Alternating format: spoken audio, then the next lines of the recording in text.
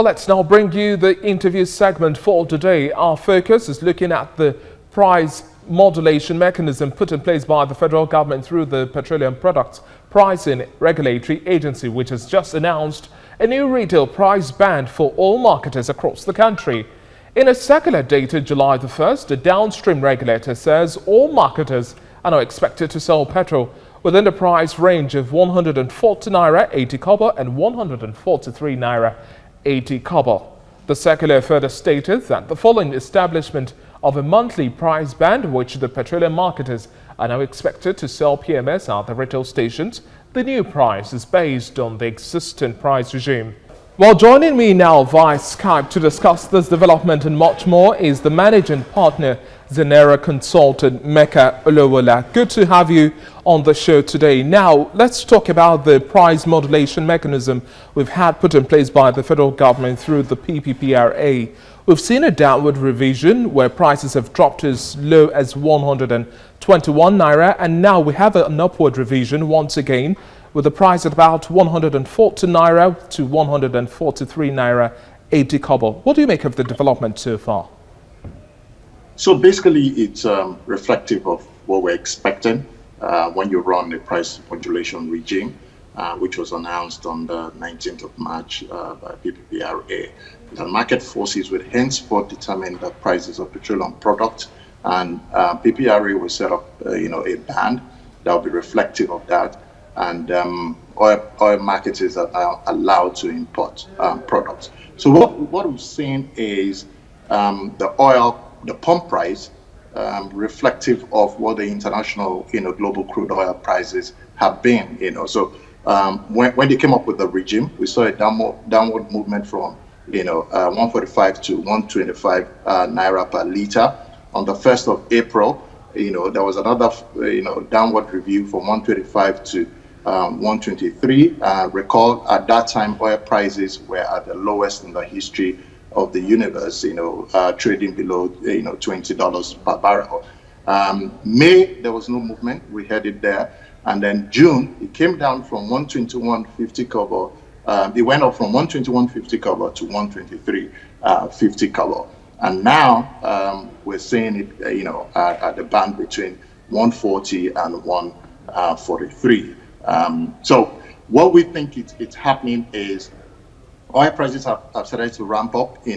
So Brent crude is trading at $42 per barrel now. There's a pressure on foreign exchange for Nigeria, and then so you're going to see crude oil prices go up, and naturally the pump price is going to go up as well. That's our view and our take on this.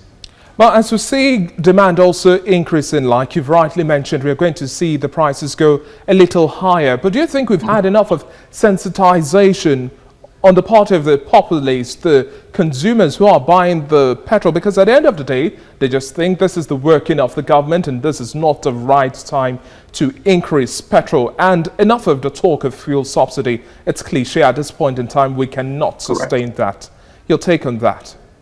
So you're very correct, and that's what is leading to NLC rejecting, this price hike. There's not enough education.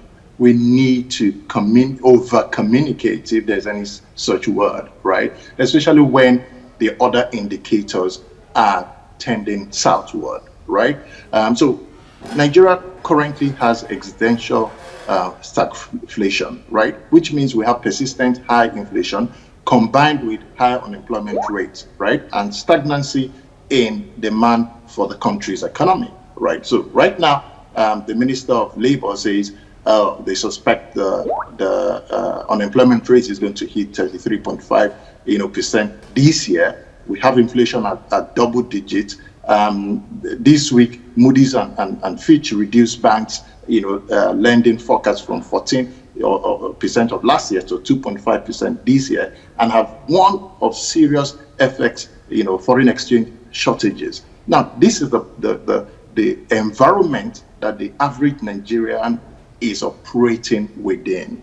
So when you then impose an additional, 16.4% cost burden on the consumers, you're going to find reactions like this. So even though we understand the fundamentals and what is driving the market, but the average person on the street needs to understand it, right, in very plain terms, because there's serious challenges, across pervasive, challenges across all sectors affecting everybody, right? We think that the unemployment rate is going to go as high as 40%, not even the 33% that's been touted by Labour, the Labour minister. So when you juxtapose this price regime within that context, you then see that the reaction coming from the people or Nigeria Labour Congress is natural. Now, what should government do?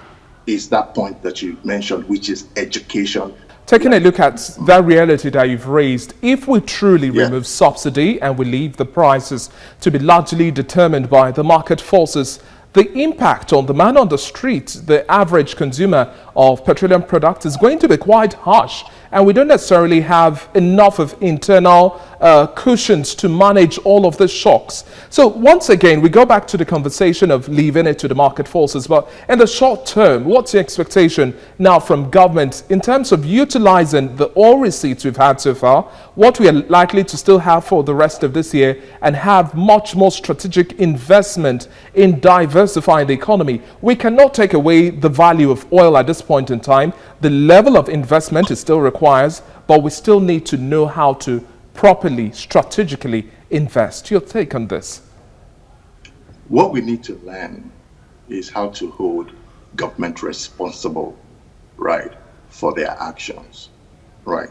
The question is, yes, why should the average man on the street bear the burden of this adjustment? Why isn't there an efficient transportation system? Why isn't there a good healthcare delivery program, right? Why are there no palliatives? Look at what went down during COVID, right? All the monies, the donations that were made during COVID, how have those been administered? They're still in CBN TSA account, and some of are still, with the Accountant General of the Federation, the 5 the bank accounts that you open.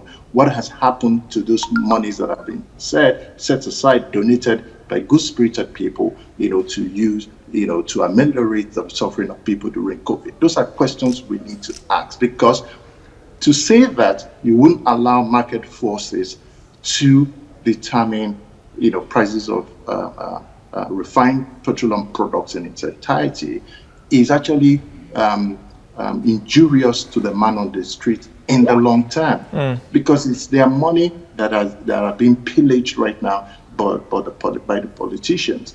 Now, also, that guy on the street, is he really getting the fuel at that pump price? Apart from Lagos, Abuja, and maybe Port Harcourt, compliance level has been exactly. Yes, how much are those?